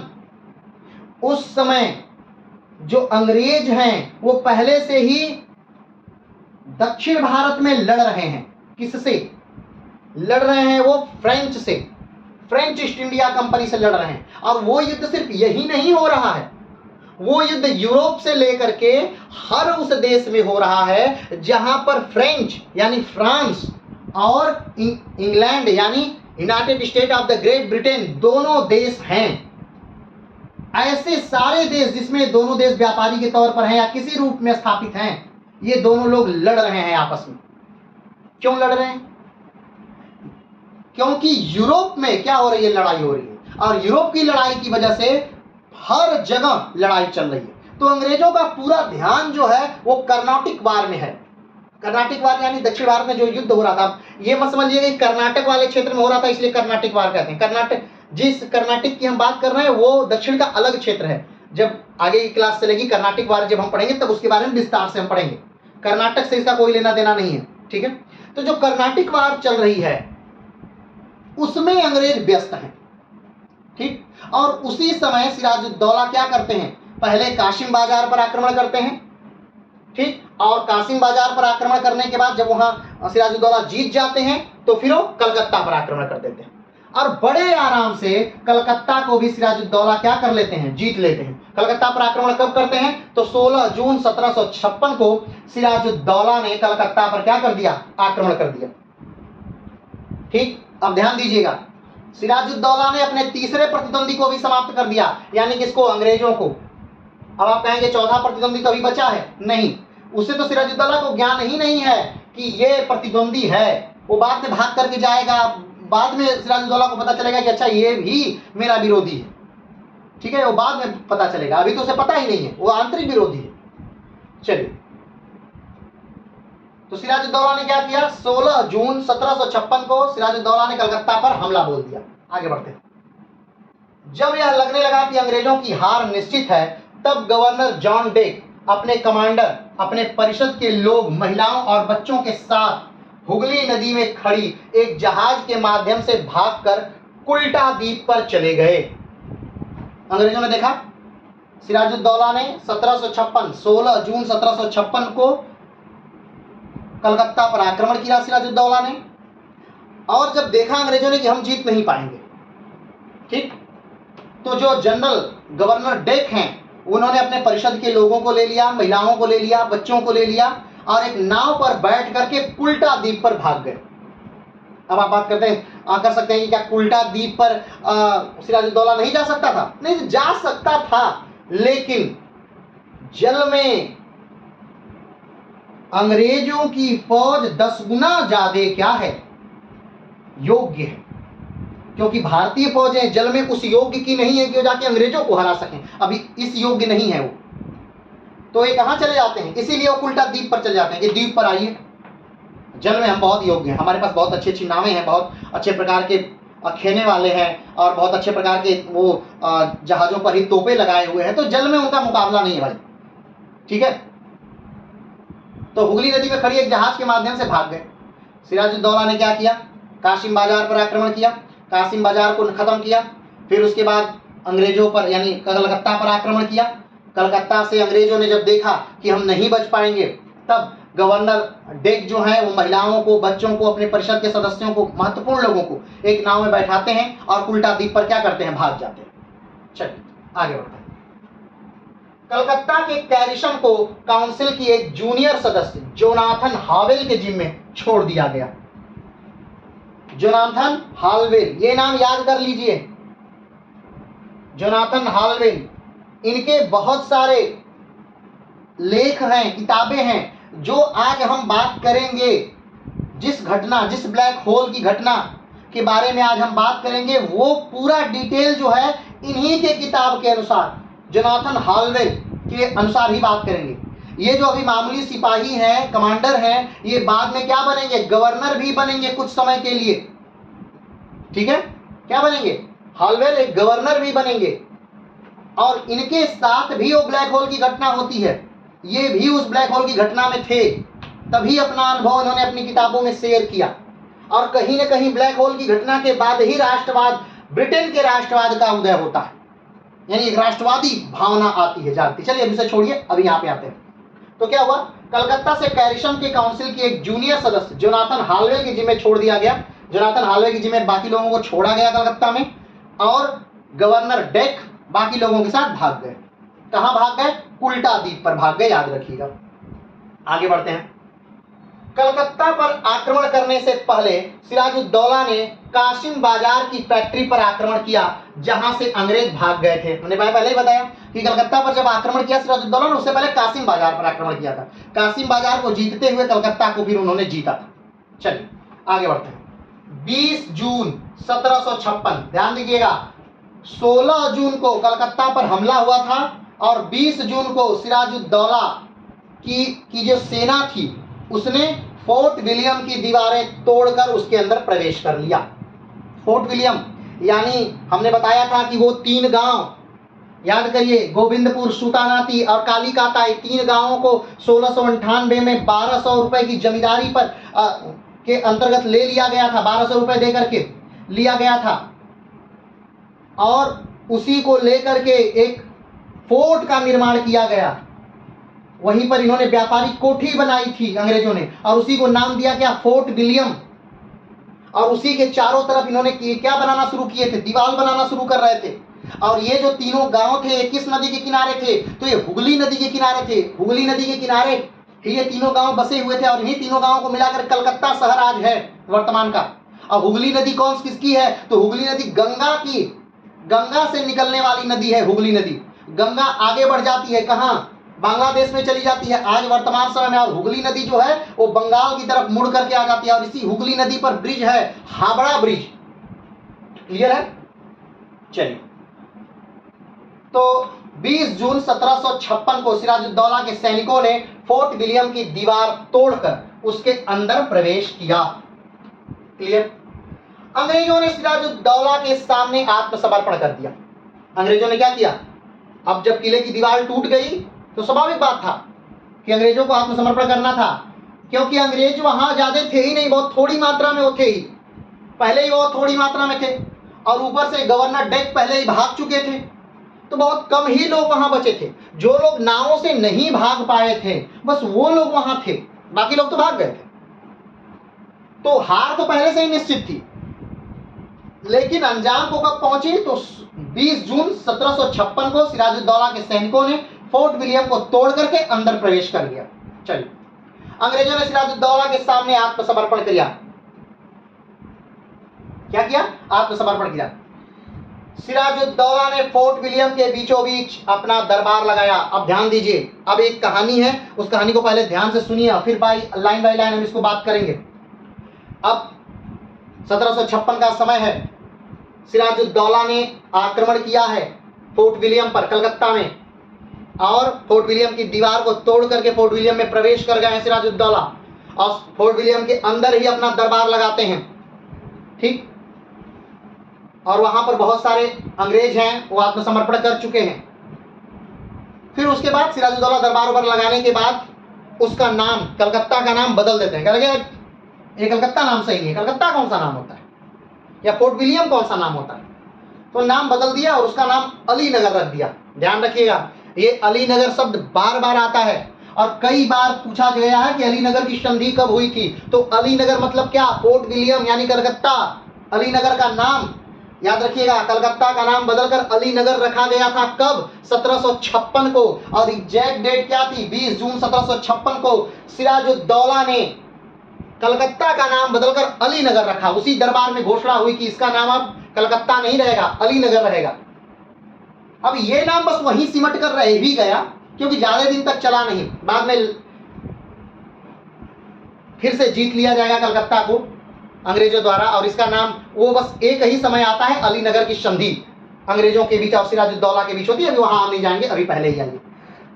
तो सिराजुद्दौला ने फोर्ट विलियम के बीच अपना दरबार लगाया, और दरबार लगाकर उन्होंने घोषणा की कि भाई साहब बदल दीजिए, कलकत्ता का नाम बदल दीजिए और इसका नाम क्या रखा जाएगा? इसका नाम रखा जाएगा अली नगर। तो कलकत्ता का नाम अली नगर रखा जाता है। उसी दरबार के अंदर कलकत्ता का नाम क्या रख दिया जाता है? अली नगर। तो सिराजुद्दौला ने दरबार लगाया है फोर्ट विलियम के बीच, और वहीं पर घोषणा हो रही है कि अब फोर्ट विलियम का नाम, कलकत्ता का नाम बदल करके क्या किया जाएगा? अली नगर। अली नगर कर दिया गया। अंधेरा हो गया था। अंधेरे के बाद, अब अंधेरा हो गया तो भाई नवाब हैं सिराजुद्दौला, तो वो आराम करने के लिए चले गए। एक अंग्रेज का कमरा है वहां पर, उसमें आराम करने के लिए चले गए। तभी नशे की हालत में एक अंग्रेज अधिकारी ने गोली निकाल करके सिराजुद्दौला के एक सिपाही की खोपड़ी उड़ा दी, गोली मार दी नशे की हालत में। जब ये बात बताया गया सिराजुद्दौला को, तो सिराजुद्दौला कहा कि भाई जो उदंड होते हैं, जो उदंड लोग होते हैं अंग्रेजों के, अंग्रेज उन्हें कहाँ बंद करके रखते हैं? तो उन्होंने कहा कि ये कोठरी है, उसी में रखते हैं। तो सिराजुद्दौला ने कहा कि ठीक है, उसको बंद कर दो। ठीक, अब पूरी रात उतने अंग्रेज अधिकारी बाहर तो अब रहेंगे नहीं। तो सिराजुद्दौला के सैनिकों ने कहा, सिपह सालारों ने कहा कि ये जो बाकी अंग्रेज हैं इनको भी कहीं बंद करना होगा। मान लीजिए रात में कुछ ऊंच नीच होती है, कुछ ये अनहोनी करते हैं, कोई ये घटना घटित करते हैं जिससे हमें क्या हो, दिक्कत हो, मार दें या कुछ और कर दें। तो ने कहा ठीक है, क्या करना चाहिए? तो ने कहा कि इन्हों किसी कमरे में बंद कर देना चाहिए। कहते ठीक है, बंद कर दो। तो इसके बाद उनको क्या कर दिया जाता है, बंद कर दिया जाता है एक कमरे में। कहा जाता है वो कमरा बहुत छोटा था, ऐसा हॉलवेल लिखते हैं। और उस कमरे में गर्मी के समय में मात्र 6 से 8 या 10 लोग रह सकते थे। उसमें 146 लोगों को बंद कर दिया जाता है। और जब सुबह कमरा खोला जाता है तब बहुत सारे लोग, आधे से ज्यादा लोग उसमें क्या हो गए हैं, मर गए हैं। इसी घटना को ब्लैक होल की घटना के नाम से जाना जाता है। और पूरे ब्रिटेन में इस घटना की बहुत ज्यादा चर्चा की जाती है, बड़े स्तर पर इस घटना की चर्चा की जाती है। और कहीं न कहीं रॉबर्ट क्लाइव को भारत पर अधिकार करने का, सिराजुद्दौला को मारने का एक कारण भी मिल जाता है। अब इस घटना में कितनी सच्चाई है कितनी नहीं, हम इस लाइन में अक्षर इस पर क्या करेंगे, बातें करेंगे।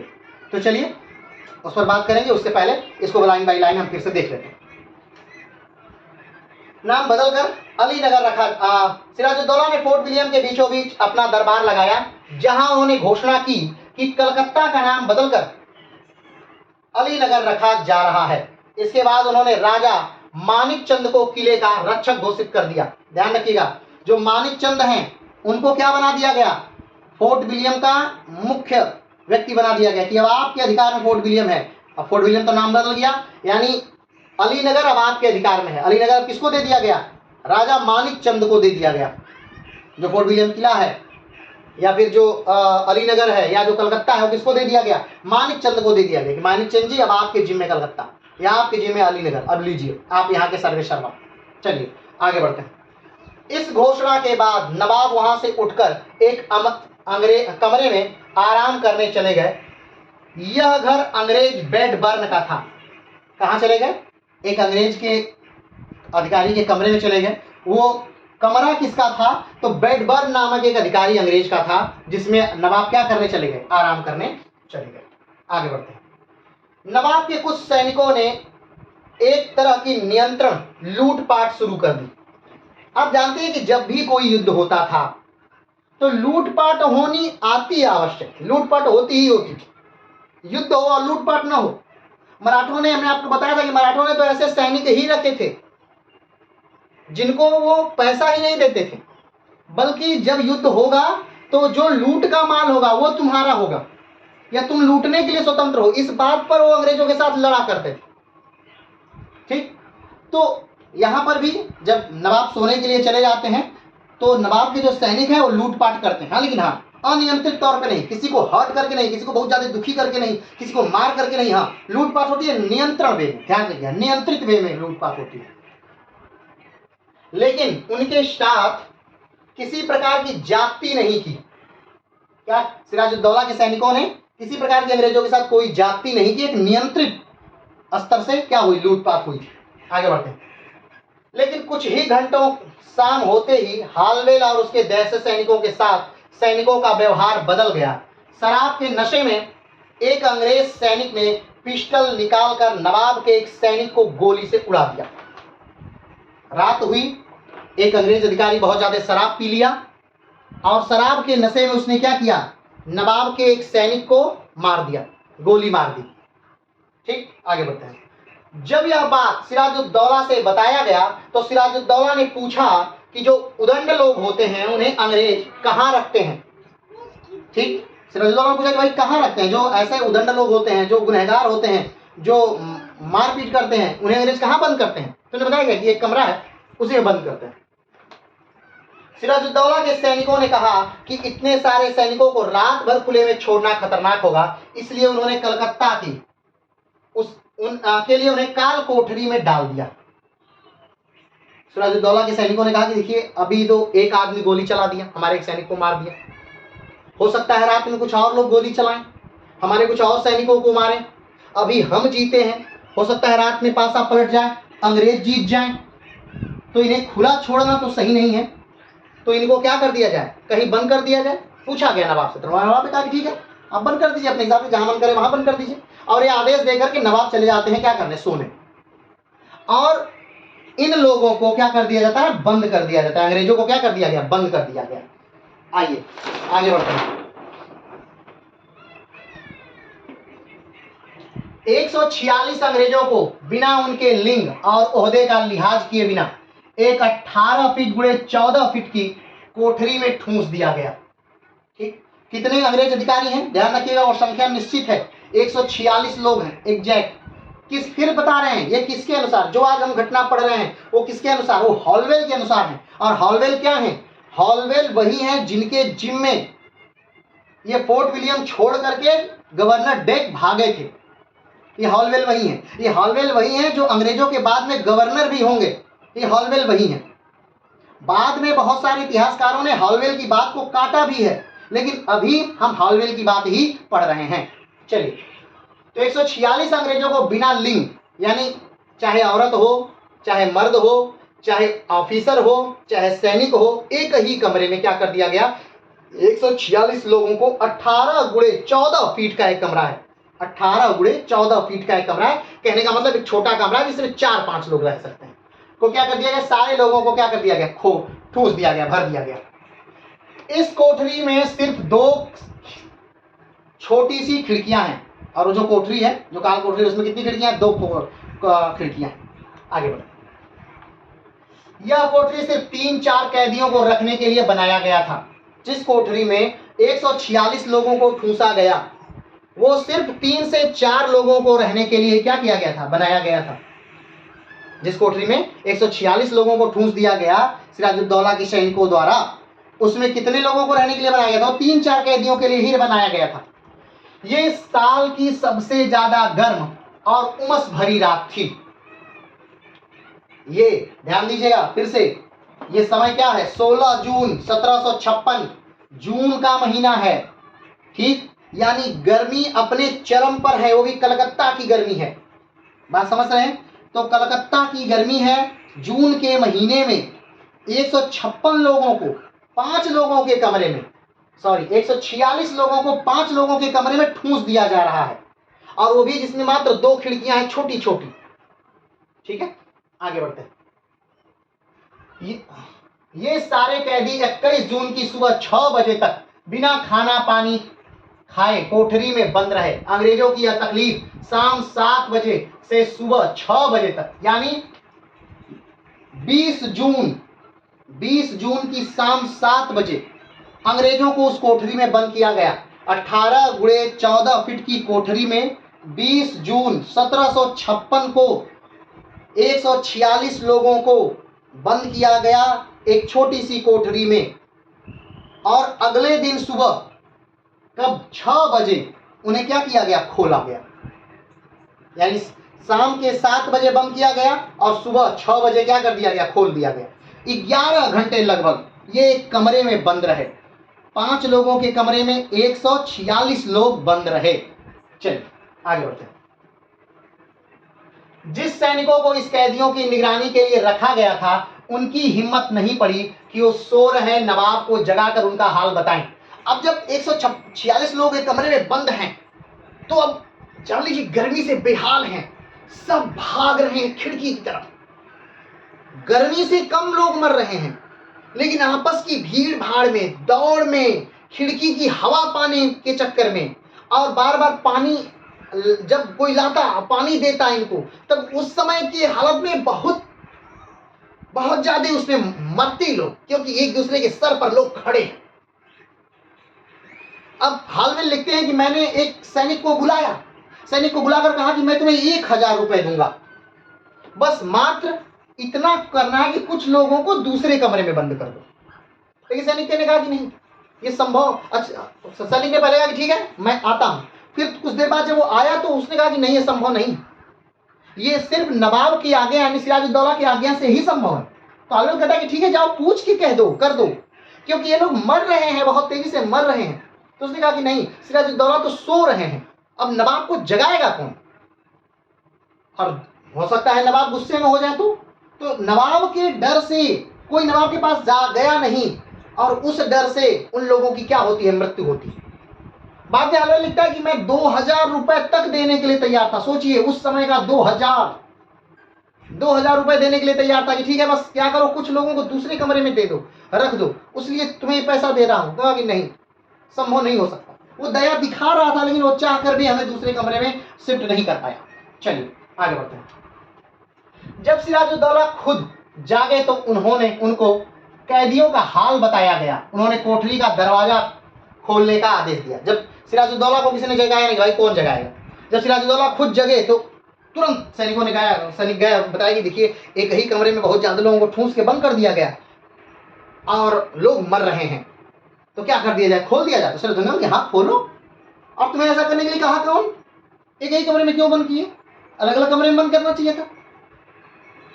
तो अब उसके बाद दरवाजा क्या किया गया, खोला गया। जब कोठरी का दरवाजा खोला गया तब 146 में से मात्र 23 ही मरणासन्न स्थिति में बाहर आए।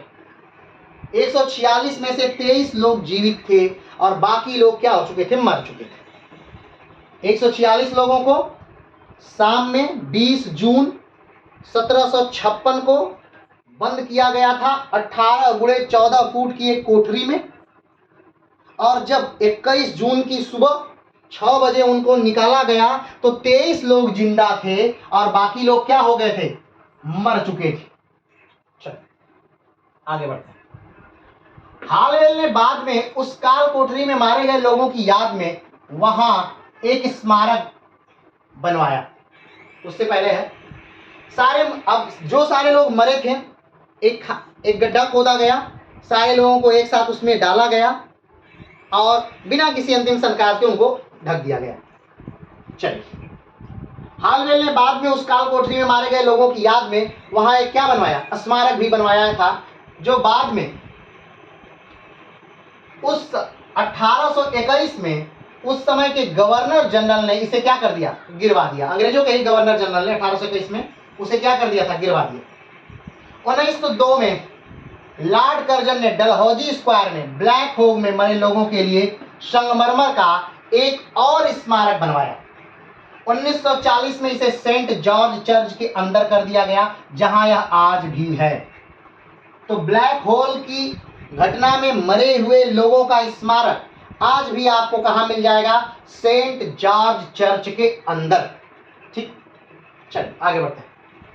अब यहां तक बात हमने की हालवेल, जो स्वयं उसमें एक व्यक्ति था जिसने खुद इस ब्लैक होल की घटना को झेला।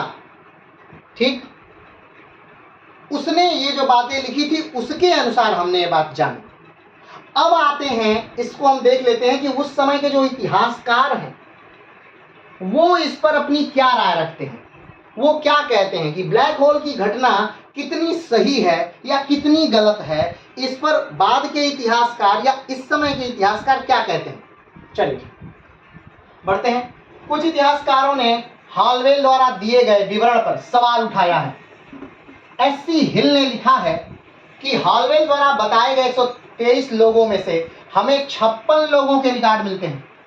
एससी हिल कहते हैं कि भाई साहब सिर्फ 56 लोग ऐसे हैं जिनके रिकॉर्ड मिलते हैं कि हाँ उनके नाम थे, बाकी लोग तो पहले ही मर चुके थे, किसी युद्ध में कहीं मर चुके हैं, किसी युद्ध में कोई मर चुका है, किसी युद्ध में पहले ही मर चुका है।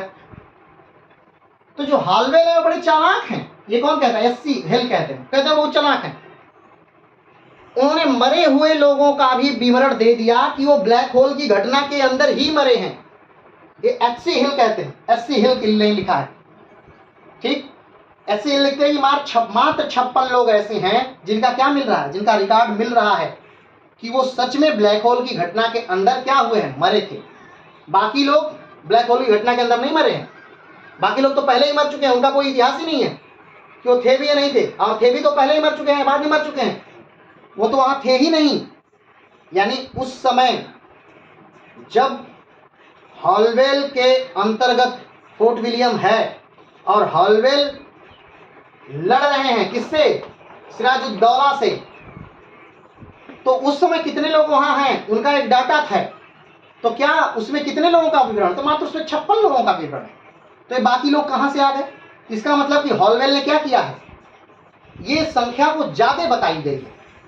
ठीक, अब ज्यादा क्यों बताई है, अंग्रेजों से सिंपैथी लेने के लिए, अंग्रेजों के को यानी उत्तेजित करने के लिए, ताकि ब्रिटेन में राष्ट्रवाद की भावना उभरे, भारत के प्रति लोग जलन द्वेष की भावना से देखें।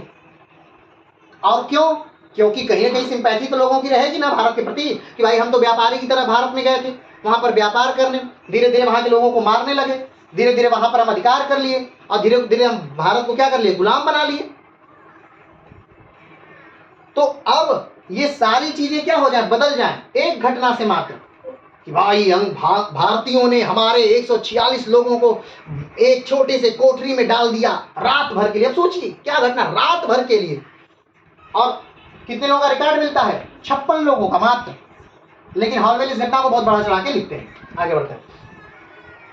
यदुनाथ सरकार भी मानते हैं, यदुनाथ सरकार जो भारतीय इतिहासकार है वो भी मानते हैं कि ये हॉलवेल वाली जो लिखी हुई बात है ये पूरी तरह से निराधार है। हाँ, ये घटना सत्य है, ब्लैक होल की घटना सत्य है, लेकिन इतने लोग थे ये बात कहीं भी सही नहीं हो सकती, क्योंकि 18 गुणे 14 फीट के कमरे में 146 लोग आ ही नहीं सकते। अगर आ ही नहीं सकते तो भरा कैसे गया होगा। चलिए आगे बढ़ते हैं। बाद में एक जमींदार भोलानाथ चंद्रा ने 18 गुणे 15 फुट के क्षेत्र में बांस का एक घेरा बनाकर यह प्रयोग किया। बाद में एक जमींदार, उसी समय में जमींदार भोलानाथ ने 18 गुणे 15 फुट बांस का एक घेरा बनाया और उसमें यह प्रयोग किया। लेकिन उन्होंने देखा कि भाई बहुत कम लोग आ पा रहे हैं, ये जो 146 लोग, 146 तो कभी आ ही नहीं पाएंगे। ये कौन कहता है? भोलानाथ चंद्रा कहते हैं। आगे बढ़ते हैं। मशहूर इतिहासकार विलियम वेलपेंट अपनी पुस्तक द एनार्की में लिखते हैं कि हाल ही प्रकाशित एक शोध के अनुसार काल कोठरी में 64 लोगों को रखा गया था, जिसमें 21 लोगों की जान बच गई थी। ये कौन लिखता है? विलियम वेलवेपेल लिखते हैं कि भाई ये ब्लैक होल की घटना सही है, लेकिन 146 लोग नहीं थे बल्कि 64 लोग थे उसमें रखे गए थे, जिसमें से 21 लोग क्या हो गए, जिंदा बच गए। ठीक है, चलिए आगे बढ़ते हैं। इस घटना का प्रयोग ब्रिटिश राष्ट्रवाद को बढ़ाने में किया गया। इस घटना का प्रयोग क्या किया गया? ब्रिटिश राष्ट्रवाद को बढ़ाने में किया गया। यानी अंग्रेजों की व्यापारिक कंपनी ने ब्रिटेन से सिंपैथी लेना प्रारंभ किया, राष्ट्रवाद को बढ़ावा देना प्रारंभ किया कि भाई भारतीयों ने मारा है, तो वहां से कहीं ना कहीं कंपनी का प्रेशर आया रॉबर्ट क्लाइव पर कि जाइए, एक सेना लेकर के जाइए और सिराजुद्दौला को सबक सिखाइए कि अंग्रेज ताकतवर हैं, उनसे लड़ना सही नहीं है। तो ये जो घटना है, इस घटना ने अंग्रेजों को उत्तेजित किया और अंग्रेजों के सारे भारत में अपराध को जायज ठहराया जाने लगा मात्र एक घटना की वजह से। और ये घटना भी सही नहीं थी, उतनी संख्या सही नहीं थी। आगे बढ़ते हैं। कालकोठरी की एक साल के भीतर, कालकोठरी घटना यानी ब्लैक होल की घटना, कालकोठरी घटना मतलब क्या? ब्लैक होल की घटना। ठीक, कालकोठरी घटना मतलब क्या? ब्लैक होल की घटना की बात कर रहे हैं। इस घटना के मात्र एक साल के भीतर रॉबर्ट क्लाइव ने कलकत्ता को क्या ले लिया? वापस ले लिया। तब नवाब सिराजुद्दौला को प्लासी के युद्ध में क्या कर दिया? हरा दिया और मार दिया। एक नवाब को उसी के देश में आकर के उसकी भूमि पर हरा करके मार दिया गया। और कारण क्या दिया गया? ब्लैक होल की घटना। तो ब्लैक होल की एक छोटी सी घटना ने एक नवाब को मारने को सही ठहरा दिया गया। ये एक तरह से सोची समझी रणनीति थी अंग्रेजों की, सिंपैथी थी। बहुत सारे ये जो सिराजुद्दौला के लोग थे उन्होंने धोखा दिया सिराजुद्दौला को। अगर प्लासी ना हुआ होता तो बक्सर कभी नहीं होता।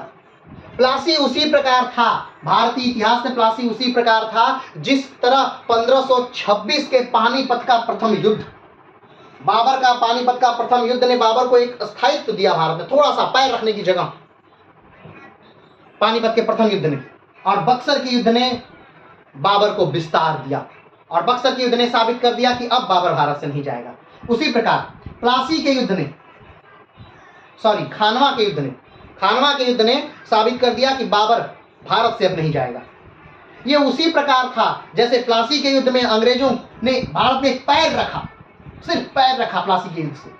और बक्सर के युद्ध से अंग्रेज हमेशा हमेशा के लिए साबित कर दिए कि अब वो हिंदुस्तान से नहीं जाएंगे, क्योंकि बक्सर के युद्ध में उन्होंने 3 लोगों की सेना को हरा दिया, नवाब बंगाल, नवाब अवध और दिल्ली का बादशाह। लेकिन अगर ध्यान से देखा जाए तो नवाब बंगाल में कोई शक्ति नहीं, ये कुछ सेना बस लेकर के गए थे और कुछ धन लेकर के भागे हुए लोग थे। और जो बादशाह हैं वो तो स्वयं अवध में रह रहे थे, अपनी जान बचा रहे थे अवध में। तो इन दोनों लोगों में कोई शक्ति ही नहीं, दोनों लोगों में कहीं कोई शक्ति नहीं थी। मात्र जो शक्ति थी वो अवध के नवाब में थी। जब हम बक्सर के प्लासी के युद्ध को बक्सर के युद्ध को जब हम पढ़ेंगे तो आप देखिएगा कि और लड़ भी फ्रंट पे कौन रहा था, अवध के नवाब लड़ रहे थे। बंगाल के नवाब कहीं दूर खड़े होकर तमाशा देख रहे थे।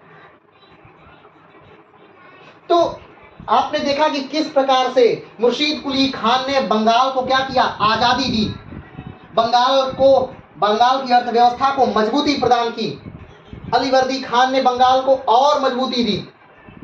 लेकिन एक अयोग्य शासक 1756 में एक व्यक्ति बना, कौन, सिराजुद्दौला, और 1757 तक भारत का सबसे समृद्ध प्रांत अंग्रेजों के हाथ में चला गया। भारत का सबसे धनी प्रांत अंग्रेजों के हाथ में चला गया। अब अंग्रेजों को अपने देश से धन लाकर भारत में व्यापार करने की आवश्यकता नहीं रही। प्लासी और बक्सर के युद्ध से पहले अंग्रेज अपने देश से धन लाकर भारत में व्यापार करते थे, धन देकर कच्चा माल ले जाते थे। लेकिन अब उनको अपने देश से धन लाने की जरूरत नहीं थी। वो भारत में धन लेकर के, भारत से धन लेकर के और भारत में ही निवेश करके व्यापार कर रहे हैं। इससे भारत अब गरीब होगा। और क्लाइव जैसे लोग तो इतना लूट करके वापस जाते हैं। 1757 प्लासी का युद्ध, रॉबर्ट क्लाइव इतना लूट करके जाते हैं ब्रिटेन कि वहां पर जाकर के वहां के सबसे अमीर व्यक्तियों में अपना नाम शुमार करा लेते हैं, वहां की पार्लियामेंट की सीट खरीद लेते हैं। लोगों को इतना आंख में चुभने लगते हैं कि पार्लियामेंट की इनकी पे बैठक होती है क्लाइव पे, और क्लाइव आत्महत्या कर लेते हैं। सोचिए। तो इस एक घटना ने, आज हमने जो देखा वो ब्लैक होल की एक घटना, लेकिन सिराजुद्दौला की ब्लैक होल की एक घटना की वजह से अंग्रेजों को एक कारण मिल गया। और इसके बाद कर्नाटिक वार से क्लाइव को भेजा जाता है बंगाल में। क्लाइव आते हैं बंगाल में और एक चाल चली जाती है, एक षड्यंत्र होता है और सिराजुद्दौला को 1757 के प्लासी के युद्ध में हराया जाता है, फिर मार दिया जाता है। और उसके बाद अपना मनचाहा नवाब बंगाल में बैठाया जाता है और दुधारू गाय की तरफ बंगाल से हमेशा दूध निकाला जाता है। तो चलिए आज के लिए सिर्फ इतना ही। सिराजुद्दौला की आगे की यात्रा यानी अगली प्लासी की लड़ाई हम अगले वीडियो में पढ़ेंगे। हो सकता है अगला वीडियो आने में थोड़ा लेट हो, तो घबराइएगा नहीं। तब तक के लिए नमस्कार, धन्यवाद, जय।